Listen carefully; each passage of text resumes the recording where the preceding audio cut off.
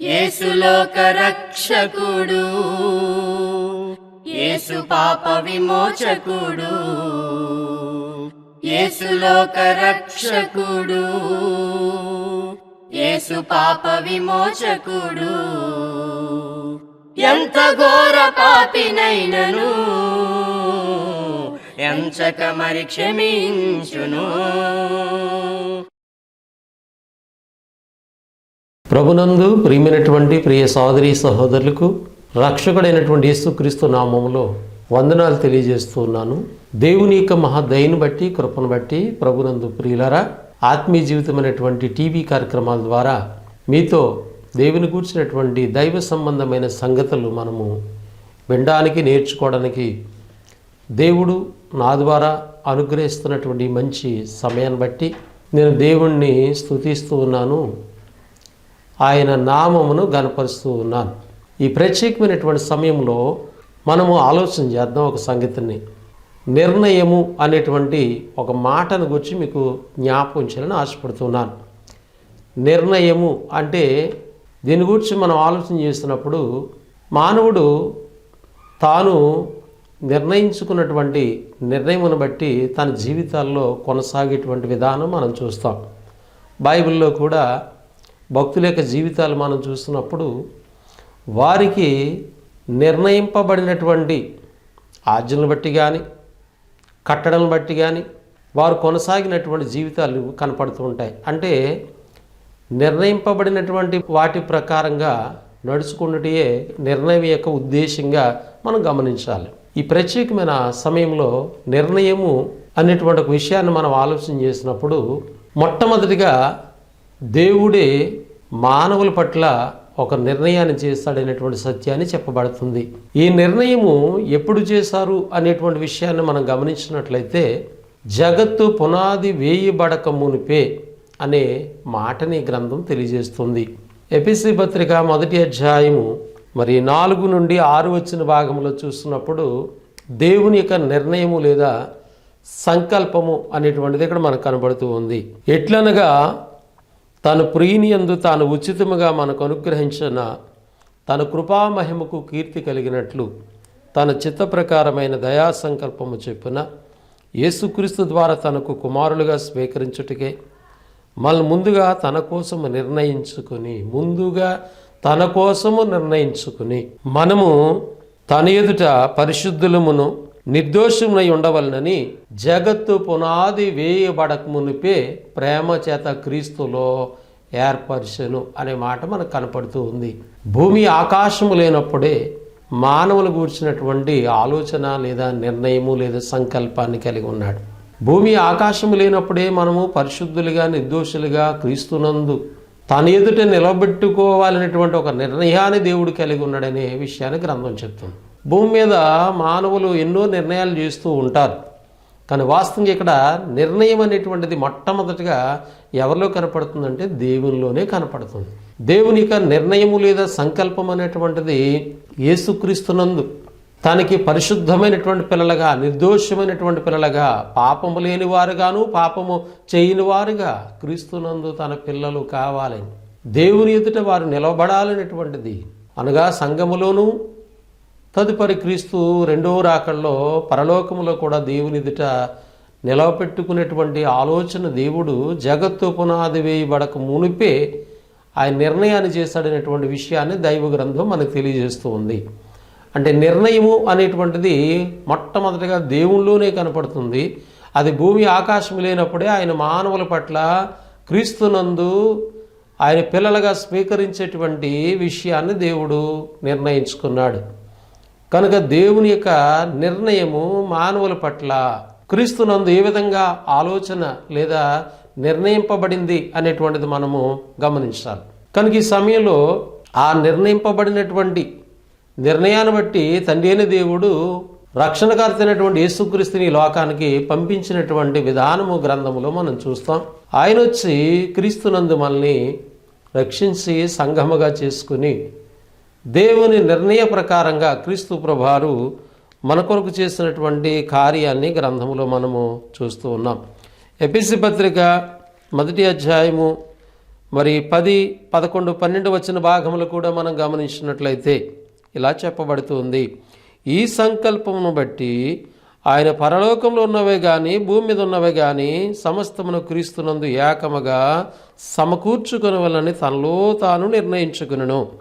మరియు క్రీస్తునందు ముందుగా నిరీక్షించిన మనము తన మహిమకు కీర్తి కలగజేయవలెనని దేవుడు తన చిత్త ప్రకారమైన సంకల్పమును బట్టి మనల్ని ముందుగా నిర్ణయించి ఆయన యందు స్వాత్యముగా ఏర్పరుచును. ఆయన తన చిత్తానుసారముగా చేసిన నిర్ణయము చెప్పిన సమస్త కార్యములను జరిగించున్నాడు. ఆయన ముందుగా నిర్ణయించినటువంటి నిర్ణయం ప్రకారంగా సమస్త కార్యాలు జరిగించాడు. అంటే భూమిని చేశాడు, అందులో సమస్తాన్ని చేశాడు, అందులో శ్రేష్టమైనటువంటి వాడిగా మానవుని చేశాడు.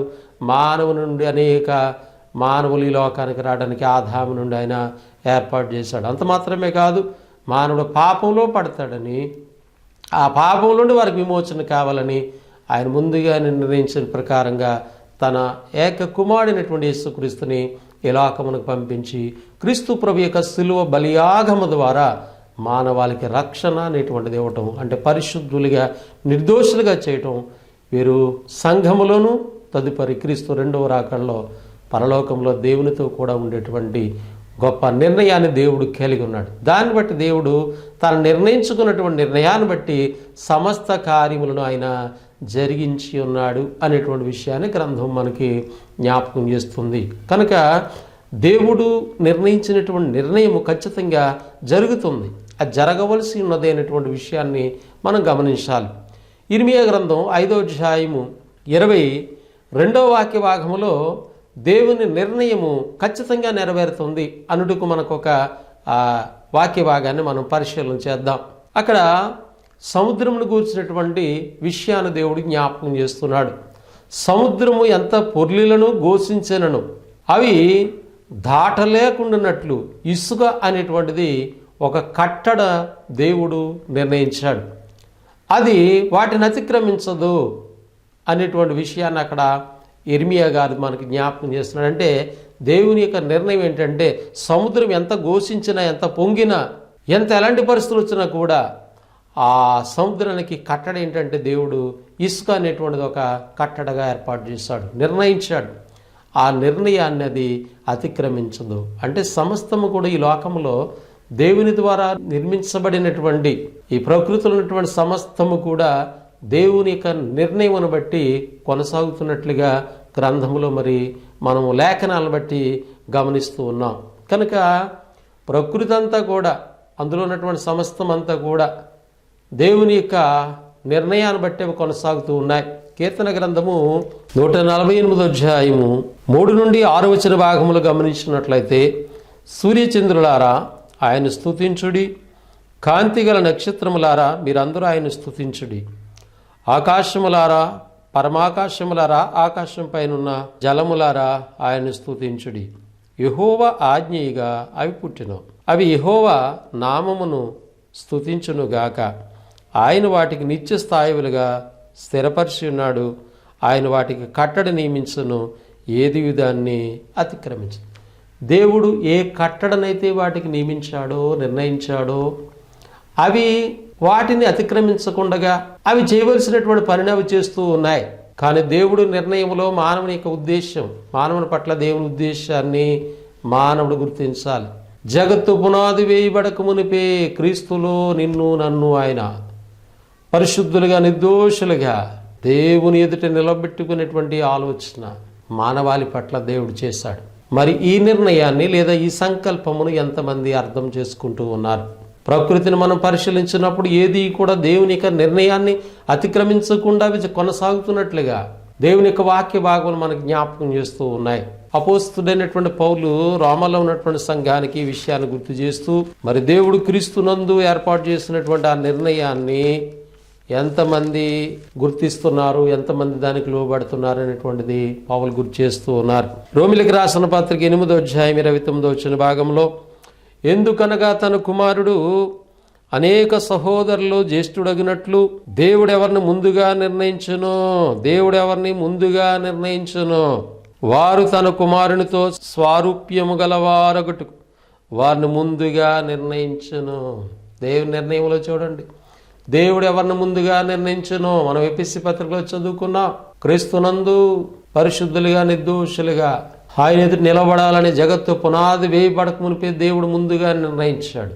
ఎవరిని ముందుగా నిర్ణయించారో వారు తన కుమారునితో స్వారూప్యము కలిగినటువంటి వారుగా, క్రీస్తు లాంటి స్వారూప్యతలోకి ఎదిగేటువంటి పిల్లలుగా ఉండాలని దేవునికి నిర్ణయము.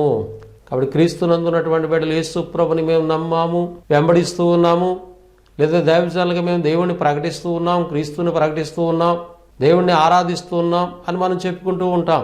నిర్ణయం అనేటువంటిది ఏంటి? దేవుని యొక్క నిర్ణయం ఏంటి? నీ పట్ల, నా పట్ల. ఆయన చేస్తున్న ప్రతి నిర్ణయం కూడా ఏది ఆయన కట్టడను అతిక్రమించట్లేదు. ఆయన నిర్ణయించినటువంటి నిర్ణయాన్ని ఖచ్చితంగా ఈ ప్రకృతిలో సమస్తము కూడా జరుగుతూ ఉన్నది. మరి శ్రేష్టమైనటువంటి వాడుగా చేయబడినటువంటి మానవ జీవితము దేవుని యొక్క నిర్ణయమును గుర్తించిందా? దేవుని యొక్క నిర్ణయానికి మనం లోబడి కొనసాగుతున్నామా లేదా అనేటువంటిది ఆలోచన చేయాలి. కనుక పౌలు సంఘానికి తెలియజేస్తూ ఉన్నాడు, ఏమనంటే దేవుడు ఎవరిని ముందుగా నిర్ణయించారో వారు తన కుమారునితో స్వారూప్యము కలిగిన వారు, క్రీస్తు లాంటి బిడ్డగా నిర్ణయింపబడినటువంటి వారు, అనగా రక్షణ పొంది సంఘముగా చేయబడినటువంటి వారు, వీరు క్రీస్తు యొక్క స్వారూప్యతలో సమానమైనటువంటి వారసులుగా ఉండాలి, క్రీస్తు లాంటి బిడ్డగా ఉండాలి. అందుకే దేవుని పిల్లల గురించి గ్రంథము అనేకమైన విషయాలు చెప్తుంది. రక్షణ పొందడం ఎంత ప్రాముఖ్యమో సత్యమును గూర్చిన అనుభవ జ్ఞానం కూడా అంత ఉండాలటండి. దేవుడు మనుషులందరూ రక్షణ పొందాలని ఆశిస్తూ ఉన్నాడు. ఆ రక్షణ పొందడంతో పాటుగా వాళ్ళు సత్యమనగా దేవుని యొక్క వాక్యము, ఆ వాక్యమును గూర్చినటువంటి అనుభవ జ్ఞానం వారిలో దేవుడు చూడాలని ఆశిస్తూ ఉన్నాడు. కనుక ఆ వాక్యము ఏం తెలియజేస్తుందంటే, ఇదిగోనైనా దేవుడు ఒక నిర్ణయాన్ని కలిగి ఉన్నాడు. ఆయన జగత్తు పునాది వేయబడక మునిపే క్రీస్తులో ఒక నిర్ణయాన్ని చేశాడు మన పట్ల.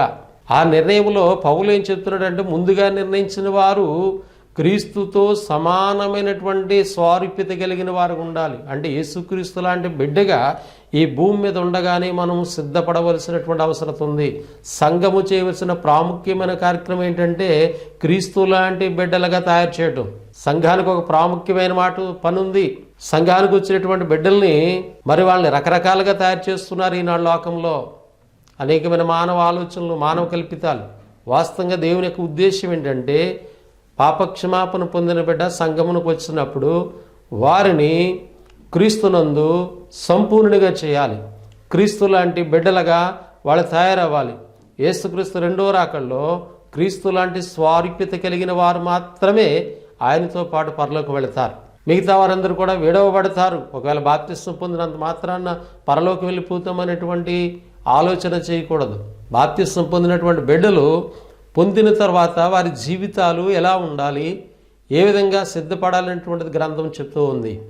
కనుక ఇక్కడ మనము క్రీస్తు యొక్క స్వారూప్యత కలిగినటువంటి పిల్లలుగా మనం ఉండాలి. అందుకే మీరు అపోస్తుల యొక్క బోధని, అపోస్తులు బోధించినటువంటి విధానమును గనక మనం ఆలోచన చేసినట్లయితే చాలా స్పష్టంగా దేవుని యొక్క లేఖనములను అపోస్తుల ద్వారా మనకు వ్రాయబడ్డాయి, బోధించబడ్డాం.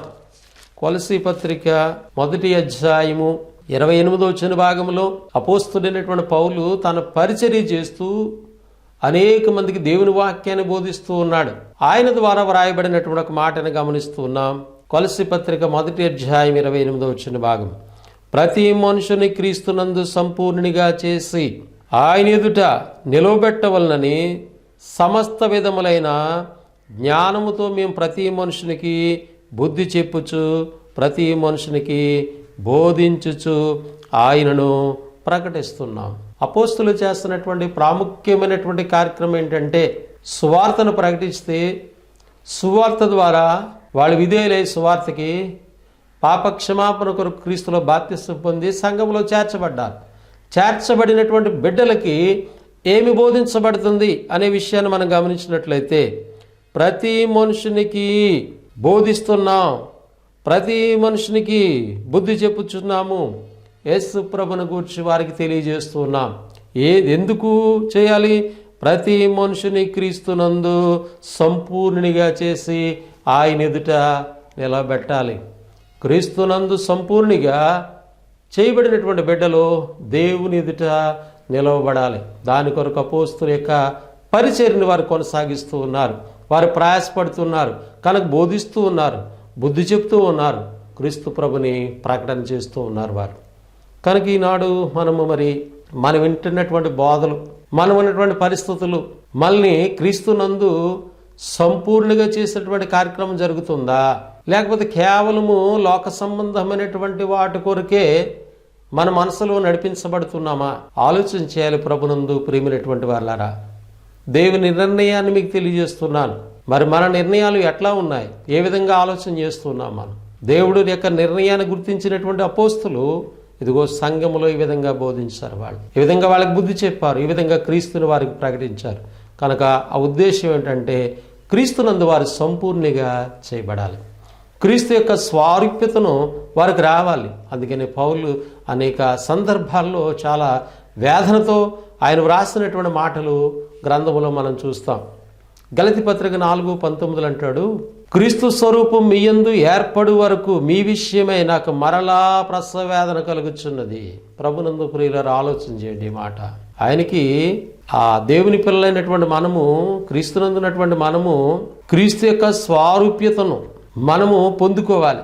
దాని గురించి పౌలు అనేక పర్యాయాలు బోధించాడు, ఆయన తెలియజేశాడు. ఆయన క్రీస్తు స్వరూపం వాళ్ళందు ఏర్పడలేదు గనక ఆయన చాలా బాధపడుతూ ఉన్నాడు. ఎంత బాధ అంటే మరలా ప్రసవ వేదన కలుగుచున్నది అన్నాడు. ప్రసవ వేదన మీకు తెలుసు, స్త్రీలకు బాగా అర్థమవుతుంది. ఎందుకని మనం ఆలోచన చేసినట్లయితే బాప్తిస్వం ద్వారా క్రీస్తునందు కన్నాను మిమ్మల్ని అంటాడు ఒక సందర్భంలో ఆయన. అంటే సువార్త ప్రకటించి క్రీస్తునందు కంటున్నాను, కన్నటువంటి మిమ్మల్ని మరలా ప్రసవ వేదన పడవలసి వస్తుంది నాకు. ఎందుకనంటే మీరు ఎందు నిమిత్తమైతే క్రీస్తునందు మీరు జన్మించారో, ఎందు నిమిత్తమైతే క్రీస్తులో మీరు పుట్టారో దాని అర్థాన్ని మీరు గుర్తించట్లేదు, దేవుడు చేసిన నిర్ణయాన్ని మీరు గుర్తించట్లేదు. ఆ నిర్ణయం మేరకు క్రీస్తు యొక్క స్వారూప్యత మీ మధ్య ఏర్పడలేదు, మీలో ఏర్పడలేదు. కనుక ప్రసవ వేదన ఆయన పడుతున్నట్టుగా పౌలు యొక్క ఆ జీవితంలో ఆయన రాసినటువంటి లేఖనాలు మనకు తెలియజేస్తూ ఉన్నాయి. కనుక ప్రభునందు ప్రియమైనటువంటి ప్రియ సోదరి సహోదరులారా, దేవుని నిర్ణయాన్ని మీకు తెలియజేస్తూ ఉన్నాను. మొదటగా నేను జగత్తు పునాది వేయబడక మునిపే క్రీస్తులో దేవుని పిల్లలుగా మనల్ని ఏర్పాటు చేసుకునే విధానం కనపడుతుంది, ఆయన సంకల్పం కనపడుతుంది. దేవుడు ఈ సృష్టిలో ఆయన నిర్ణయించినటువంటి నిర్ణయం మేరకు ప్రకృతి అంతా కూడా లోబడుతుంది, ఆ నిర్ణయాన్ని జరిగిస్తూ ఉంది. మరి దేవుడు క్రీస్తునందు మనల్ని సంపూర్ణంగా లేదా తన కుమారునిక స్వారూప్యత కలిగినటువంటి వారుగా ఉండాలని దేవుడు నిర్ణయం చేశాడు. ఈ నిర్ణయాన్ని మనం అర్థం చేసుకుని అటు రీతిగా మనం కొనసాగుతున్నామా? ప్రకృతి అంతా కూడా ఆయన కట్టడికి, ఆయనకి నిర్ణయానికి లోబడుతుంది కదా. మరి దేవుని పిల్లలుగా క్రీస్తునందు ఉన్నటువంటి మనము ఆయన నిర్ణయానికి లోబడి మనం జీవిస్తున్నామా? అటువంటి ప్రయాస మనము పడుతూ ఉన్నామా? క్రీస్తు లాంటి బిడ్డలుగా సిద్ధపడడానికి మనం ప్రయాసపడుతున్నామా? మనం ఉన్నటువంటి స్థానిక సంఘములు అటువంటి పరిచర్య మన కొరకు చేస్తున్నాయా లేదా? అటువంటి బోధలు మనకు అందిస్తున్నాయా లేవా? మనం ఆలోచన చేయాలి. అపోస్తుల కార్యములు 13:48 భాగంలో అపోస్తులు ఆయా స్థలాల్లో వారు పరిచర్య చేస్తున్నప్పుడు మరి బోధించినటువంటి బోధన విని అనేక మంది యొక్క జీవితాలను ఇక్కడ గ్రంథం మనకు జ్ఞాపకం చేస్తూ ఉంది. అపోస్తుల కార్యములు 13:48 భాగంలో ఇలా వ్రాయబడినది, అన్యజనులు ఆ మాటలు విని సంతోషించి దేవుని వాక్యమును మహిమపరిచిరి, మరియు నిత్య జీవమునకు నిర్ణయింపబడిన వారందరూ విశ్వసించరి. ఆనాటి యూదుల మధ్య అపోస్తులు పరిచర్య చేశారు. అక్కడ వాళ్ళు ఏం చెప్పారంటే, ఇదిగో దేవుని నిర్ణయం ఇది, మీరు నిత్య జీవానికి పాత్రలుగా ఉండాలని, క్రీస్తు లాంటి బిడ్డలుగా మీరు ఎదగాలని దేవుడు నిర్ణయించాడు. ఆ నిర్ణయం మేరకు మీకు ఇదిగో మేము సువార్త ప్రకటిస్తున్నాం. అయితే మీరేం చేస్తున్నారంటే మీరు మా మాటలు అంగీకరించట్లేదు, మేము చెప్పినటువంటి సువార్తను మీరు అంగీకరించక మీరు మాకు ఎదురుదాడి చేస్తున్నారు. అయితే మేము ఒక విషయాన్ని చెప్తున్నాం, యూదులకే కాదు, దేవుడు అన్యులకు కూడా, దేవుడు అన్యజనులు కూడా తన ప్రియమైనటువంటి కుమారులుగా కుమార్తెలుగా దేవుడు ఏర్పాటు చేసుకునేటువంటి ఆలోచన కలిగి ఉన్నాడు. కనుక మీకు నిత్యజీవం కూర్చున్నటువంటి నిర్ణయాలు, దేవుని యొక్క నిర్ణయాలు మీకు తెలియజేస్తుంటే మీరు వాటిని త్రోసివేస్తున్నారు, మమ్మల్ని హింసిస్తున్నారు, బాధ పెడుతున్నారు. అయితే ఈ సంగతి అన్యజనులకు వారు తెలియజేశారు. మరొకసారి చదువుతూ ఉన్నాను, 47 భాగం. ఏలి అనగా నీవు బూదిగంతముల వరకు రక్షణార్థముగా ఉండినట్లు నిన్ను అన్యజనులకు వెలుగుగా ఉంచి ఉన్నానని ప్రభువు మాకు ఆజ్ఞాపించినని పౌలు చెప్తున్నాడు. అన్యజనులు నిత్య జీవానికి పోతలుగా దేవుడు నిర్ణయించిన నిర్ణయానికి లోబడే వారుగా ఉండాలని అపోస్తుడైనటువంటి పౌలైన నన్ను దేవుడు నిర్ణయించాడని అన్యజనుల మధ్య మాట్లాడినప్పుడు అన్యజనుల మాట విని సంతోషించి దేవుని వాక్యమును మహిమపరిసిరి. మరియు నిత్య జీవమునకు నిర్ణయింపబడిన వారందరూ విశ్వసించిరి. ప్రభునందు ప్రియులారా, నిత్య జీవమునకు నిర్ణయింపబడిన వారందరూ కూడా వాళ్ళు ప్రభుని విశ్వసించారు. ఈనాడు మరి దేవుడు అందరూ నశించిపోవాలని కోరట్లేదైనా అంతటా అందరూ మారు మనస్సు పొందవాలని కోరుచున్నాడు. ఎవరు నశించిపోవడం దేవుడికి ఎంత మాత్రము ఇష్టము కాదు. కనుక ఈనాడు ఈ మాటలు వింటున్నటువంటి మనము ఆలోచించాలి, దేవుని యొక్క నిర్ణయం ఏమిటి. మీరు గమనించండి, ఈ ప్రకృతిని అంతా కూడా మన మాట ద్వారా నడిపించబట్టలే, మన ఆలోచన బట్టి నడిపించబట్టలే, దేవుని నిర్ణయం మేరకు అవి నడుస్తూ ఉన్నాయి. సూర్యుడు, చంద్రుడు, సమస్తం ఈ ప్రకృతి అంతా కూడా, భూమి, ఆకాశం అందల సమస్తం కూడా ఏది కూడా దాని కట్టడను అతిక్రమించకుండా అవి నిర్ణయించబడిన ప్రకారంగా అవి చేస్తూ ఉన్నాయి. వాటిలో శ్రేష్టమైనటువంటి మానవుడిగా నిర్ణయించబడినటువంటి మనల్ని క్రీస్తునందు క్రీస్తు లాంటి కుమార్తెలుగా దేవుడు ఏర్పాటు చేసుకోవడానికి ఆలోచన చేశాడు. మరి ఈ నిర్ణయాన్ని మనము అర్థం చేసుకుంటున్నామా? వాటిని అనుసరించి దేవునికి లోబడేటువంటి పిల్లలుగా మనము ఉంటున్నామా లేదా అనేటువంటిది మనము గమనించాలి. అందుకని అపోస్తుడైన పౌలు ఈ సంగతి ఆయా స్థలాల్లో అన్యజనులకు బోధించటము, ఆయన చేసినటువంటి పరిచయంలో అన్యజనులు అనేక మంది వారి కోసం దేవుడు నిర్ణయించిన నిర్ణయం వాళ్ళకి అర్థమైనప్పుడు అనేక మంది విశ్వసించినట్లుగా కూడా మరి అపోస్తుల కార్యంలో సంఘ చరిత్రలో మనం కొన్ని విషయాల్ని గమనించగలుగుతూ ఉన్నాం. రోమిలికి రాసినటువంటి పత్రిక 9వ అధ్యాయము 23-24 వచ్చిన భాగంలో ఇలా వ్రాయబడినది. మరియు మహిమ పొందుటకు ఆయన ముందుగా సిద్ధపరిచిన కరుణాపాత్ర ఘటముల ఎడల, అనగా యూదుల్లో నుండి మాత్రము గాక అన్యజనుల నుండి ఆయన పిలిచిన మన ఎడలను, యూదులొక్కళ్ళే కాదు అన్యజనుల నుంచి కూడా దేవుడు నిర్ణయం చేస్తున్నాడు. కనుక ఇక్కడ పౌలు అంటున్నాడు రోమా సంఘానికి తెలియజేస్తూ, యూదులు మాత్రమే కాదు అన్యజనులు కూడా దేవుడు నిర్ణయించాడు. ఆ నిర్ణయాన్ని బట్టి అనేక మంది ప్రభు యొక్క ప్రేమకు పాత్రలుగా ఉన్నారనేటువంటి విషయాన్ని పౌలు ద్వారా మనకి ఇక్కడ జ్ఞాపకం చేయబడుతుంది. కనుక ప్రభునందు ప్రియులారా, మొదటిగా దేవుని యొక్క నిర్ణయం అనేటువంటిది మీకు జ్ఞాపకం చేస్తాను. మానవుల పట్ల, రక్షణ పొందిన పిల్లల పట్ల, అన్యజనుల పట్ల, మనం నివసిస్తున్నటువంటి ప్రకృతి పట్ల దేవుని నిర్ణయము ఖచ్చితంగా జరుగుతూ ఉంది. ఈ సంగతులు గమనిస్తున్నటువంటి మనము, వింటున్నటువంటి మనము, చదువుతున్నటువంటి మనము, మరి దేవుని పట్ల మనం ఎలాంటి నిర్ణయాన్ని కలిగి ఉన్నాం, ఈ సంగతిని మనము ఆలోచన చేయాలి. దేవుడు నీ పట్ల, నా పట్ల అంత గొప్ప నిర్ణయాన్ని కలిగి ఉన్నప్పుడు మరి దేవుని పట్ల మనం ఎటువంటి నిర్ణయాన్ని కలిగి ఉన్నాం, ఎలాంటి నిర్ణయాన్ని మనం తీసుకుంటూ ఉన్నాం. మన బ్రతుకు దినాల్లో దేవుడు అనేకమైన సంవత్సరములు రప్పిస్తూ ఉన్నాడు, గతింపజేస్తూ ఉన్నాడు. ఇవన్నీ మనం చూస్తూ ఉన్నాం. ఈ ఇవ్వబడిన సమయాన్ని బట్టి ఆనందిస్తూ ఉన్నాం, సంతోషిస్తూ ఉన్నాం, జీవిస్తూ ఉన్నాం. కానీ ఈ కాల గమనాన్ని నడిపిస్తున్నటువంటి దేవుడు ఎందుకు నీ జీవితాల్లో సమయాన్ని ఇస్తున్నాడు అనేటువంటి విషయాన్ని కనుక మనం ఆలోచన చేయకుండా, దేవుని యొక్క నిర్ణయాన్ని మనం అర్థం చేసుకోకుండా జీవించినట్లయితే, లేదా దేవుని కొరకు మనం ఒక నిర్ణయాన్ని చేయకపోయినట్లయితే మరి మన జీవితాల్లో చాలా భయంకరమైన పరిస్థితులు మన ఆత్మ చూడబోతూ ఉంది. అలాంటి స్థితిలోకి మన ఆత్మలు వెళ్లకుండా ఉండాలంటే ఈ భూమి మీద ఈ ప్రాణంతో ఉండగానే, అనగా ఈ శరీరంలో మనం ఉండగానే నిర్ణయాన్ని తీసుకోవాలి. ప్రభునందు ప్రియమైనటువంటి వారులారా, కాబట్టి దేవుని కొరకు మనం కూడా ఒక నిర్ణయాన్ని కలిగి జీవించాలి. అలా నిర్ణయాన్ని కలిగి జీవించాలంటే కొన్ని సంగతులు మనము దేవుని గ్రంథం నుంచి ఆలోచన చేయాలి. దేవుని కొరకు దేవుడు చేసిన నిర్ణయాన్ని మనం అర్థం చేసుకుని, దేవుని కొరకు మనము కూడా ఒక నిర్ణయాన్ని చేసుకుని లోకంలో జీవించాలి. అలా జీవించాలంటే మనం మొదటగా గమనించవలసినటువంటి పరిస్థితి ఏంటంటే, మన హృదయ పరిస్థితిని గమనించాలి. మన హృదయాన్ని దేవుని కొరకు, ఆయన యొక్క ఉద్దేశాల కొరకు మన హృదయాన్ని సిద్ధపరచుకోవాలి. జ్ఞాని అయినటువంటి సొలొమోను ద్వారా దేవుడు మన కొరకు వ్రాయించినటువంటి ఒక లేఖనములను మనం ఆలోచన చేద్దాం.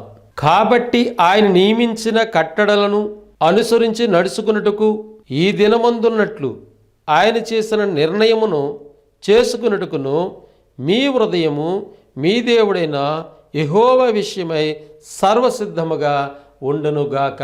ఆమేన్. ఈ యొక్క సంగతిని మనం ఆలోచించేద్దాం. దేవుని యొక్క నిర్ణయం మనకు అర్థమైతే మనం కూడా ఒక నిర్ణయం తీసుకోవాలి. ఆ నిర్ణయం తీసుకోవడానికి మొదటగా మనము మన యొక్క హృదయాన్ని దేవుని ఎడల సర్వసిద్ధంగా ఉంచాలి. అంటే మన హృదయాన్ని సిద్ధపరుచుకోవాలి. ఎందుకనంటే హృదయ యొక్క స్థితిని గమనించాలి. హృదయము అన్నిటికంటే మోసకరమైనటువంటిది, ఘోరమైనటువంటి వ్యాధి కలిగినది అని హృదయ స్థితిని గురించి గ్రంథం చెప్తోంది. దేవుడు నీ హృదయంలో తన యొక్క జీవవాక్యమును ఉంచాలని దేవుడు ఆలోచన కలిగి ఉన్నాడు. తన వాక్యము ద్వారా దేవుడు నీ హృదయాన్ని శుద్ధి చేయాలని ఆలోచన చేస్తూ ఉన్నాడు. తన ఆత్మను నీ హృదయములో నివసింపజేయాలని దేవుడు ఆలోచన చేస్తూ ఉన్నాడు. కనుక మొదటగా మనం ఒక నిర్ణయం తీసుకోవాలి. మన హృదయములో దేవునికి అవకాశం ఇవ్వాలి. మన హృదయము దేవుని ఎడల సర్వసిద్ధముగా ఉండాలి. దేవుని యొక్క కట్టడలను, దేవుని యొక్క ఆజ్ఞలను అనుసరించి మనం కొనసాగాలంటే మన హృదయాన్ని సిద్ధపరచుకోవాలి. వాస్తవంగా మానవుడు తన హృదయములో నిర్ణయించుకున్నటువంటి నిర్ణయాన్ని బట్టి జీవిస్తాడు, మాట్లాడతాడు, కొనసాగుతాడు. మానవుని యొక్క హృదయ స్థితిని మనం గమనిస్తూ ఉన్నాం. తన హృదయంలో నిర్ణయించుకున్నటువంటి నిర్ణయాన్ని బట్టే మనిషి ప్రవర్తన, ఆయన యొక్క జీవితం మనకు కనపడుతూ ఉంది. కనుక ఇక్కడ సొలొమోను ద్వారా మనకు జ్ఞాపకం చేయబడుతున్న మాట ఏంటంటే, దేవుని యొక్క ఉద్దేశాలని, దేవుని యొక్క కట్టడల్ని, దేవుని యొక్క ఆజ్ఞల్ని అనుసరించాలంటే ముందుగా నీ హృదయాన్ని దేవుని ఎడల సర్వసిద్ధంగా ఉంచుకోమన్నాడు.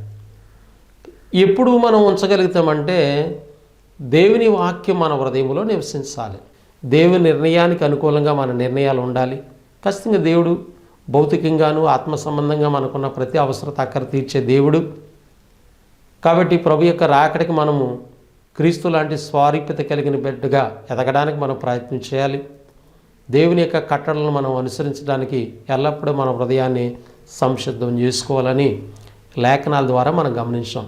అటువంటి కృప, అటువంటి ప్రేమ దేవుడు మనందరి జీవితంలో దయచేసి దేవుడు నిర్ణయించిన నిర్ణయం మేరకు మనం కూడా మంచి నిర్ణయాన్ని కలిగి దేవునిలో జీవిద్దాం. అటువంటి కృప దేవుడు మన జీవితంలో దయచేయాలని ఈ మాటలు తెలియజేస్తూ ముగిస్తూ ఉన్నాను. మీ అందరికీ నా వందనములు.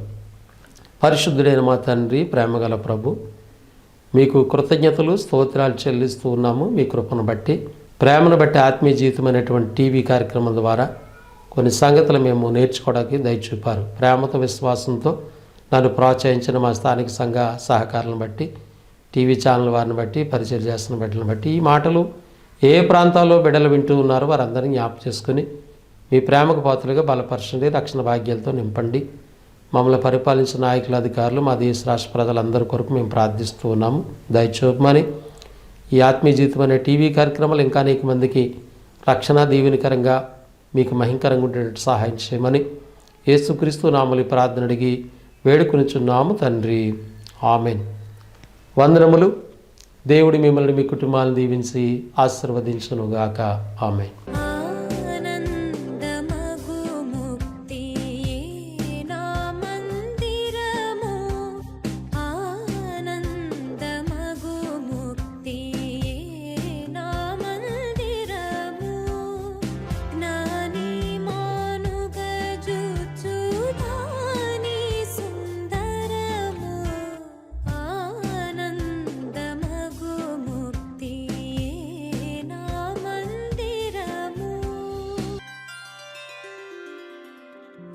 ముందు